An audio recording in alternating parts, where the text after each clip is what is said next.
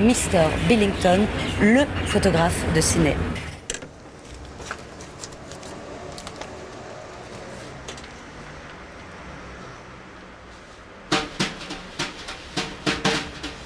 Le Sydney de Robert Billington est une ville bien cadrée.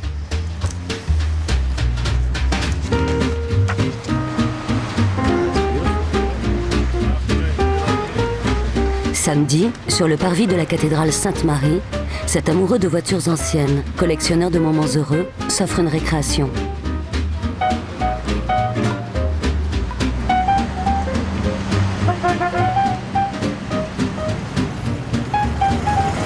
Photos de mariage et pourquoi pas un cliché pour commencer notre voyage dans Sydney. Format carré, noir et blanc exclusivement, Robert Billington est anglais, il vit ici depuis 30 ans.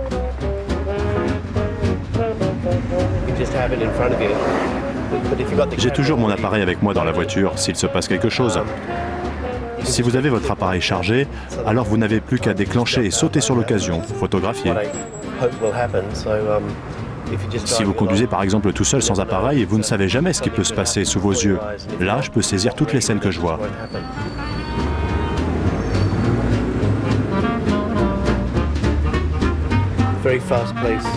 Sydney, c'est vraiment une ville où tout bouge très vite.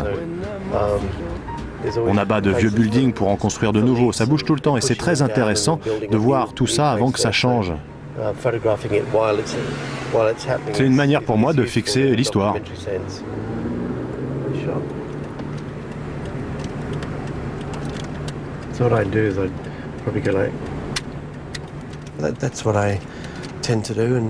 Moi, ce que j'essaye de faire dans cette ville, c'est repérer les vieux bâtiments qui restent encore debout, juste à côté des immeubles flambant neufs. Ce que j'aime, c'est ça, c'est capter cette mémoire, fixer ces atmosphères, l'ancien, le moderne, même si ce qu'ils construisent aujourd'hui est plus intéressant qu'avant.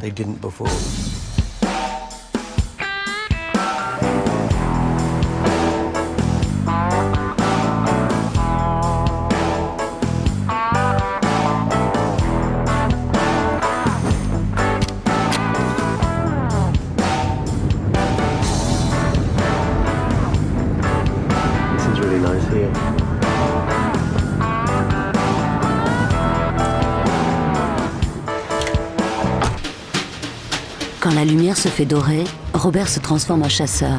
Nous sommes dans Glebe Street, les rues sont penchées et descendent doucement vers la baie. Les pancartes des restaurants indiens, turcs, japonais racontent les vagues successives d'immigration et donnent cette couleur si particulière à Sydney.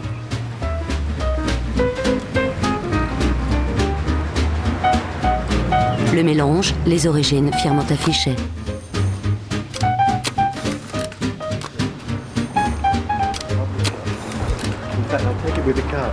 Ah, je vais le prendre avec la voiture là, parce que c'est exactement ce dont je vous parlais.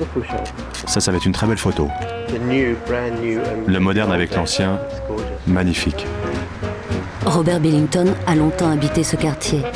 Il en aime les terrace house, les maisons aux balcons de fonte ouvragés, cette fonte qui servait de lest dans les cales des bateaux d'immigrants. Le lendemain, nous avons rendez-vous à l'ombre. L'ombre d'un atelier.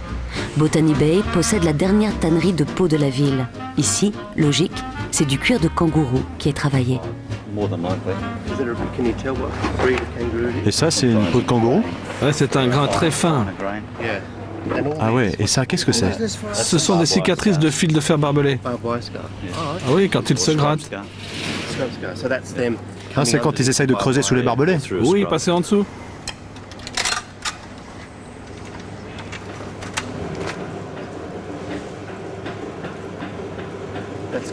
Super. Ce que vous allez faire maintenant, Jim, c'est poser comme ça et me regarder bien droit dans les yeux.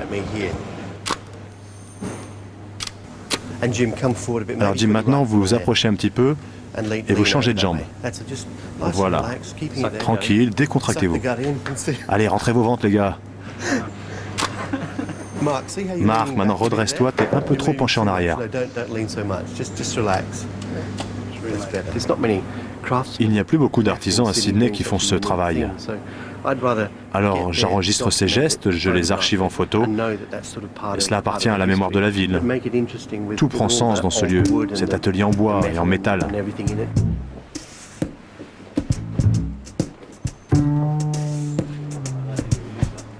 Portrait d'homme au travail, avant la disparition des derniers ateliers de Sydney.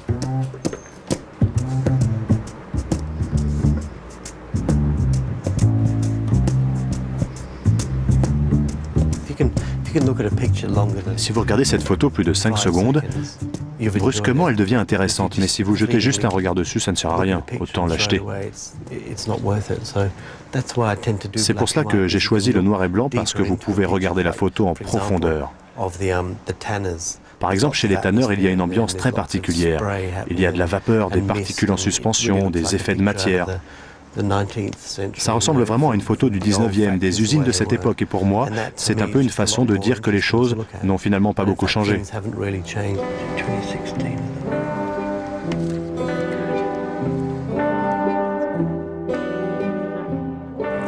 Sur le port, c'est la même ambiance que le photographe vient chercher, le gris de la baie. Voilà, c'est super, j'adore cette atmosphère. Le bateau est juste au bon endroit, et puis il y a cette belle composition avec les nuages au fond. Je vais pouvoir les intensifier un peu dans la chambre noire, et puis donner une tonalité un peu plus dramatique encore. Je ne pouvais pas espérer mieux.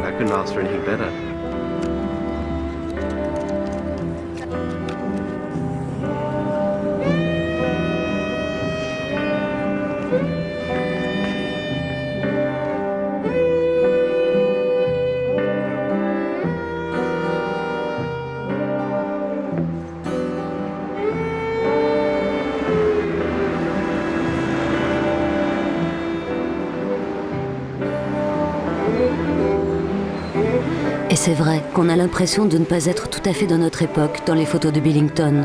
Du ciel de la baie au dessin métallique de la Bow Bridge, on voyage dans une ville qui n'est ni lumineuse, ni offerte, mais presque inquiétante. Sur le quai, un homme attend le départ. Dernier baiser volé sur un ferry, l'opéra reste plongé dans la brume. Instant de Sydney.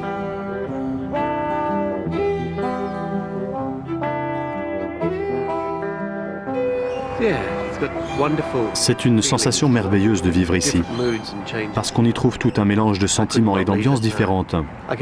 Je pourrais bien sûr partir un moment, mais il me serait indispensable de revenir.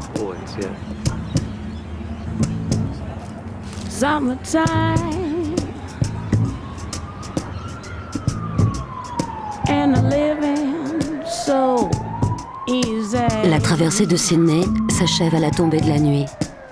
Un noir et blanc dessine les lumières de la ville. C'est élégant et c'est bien. And the cotton so high.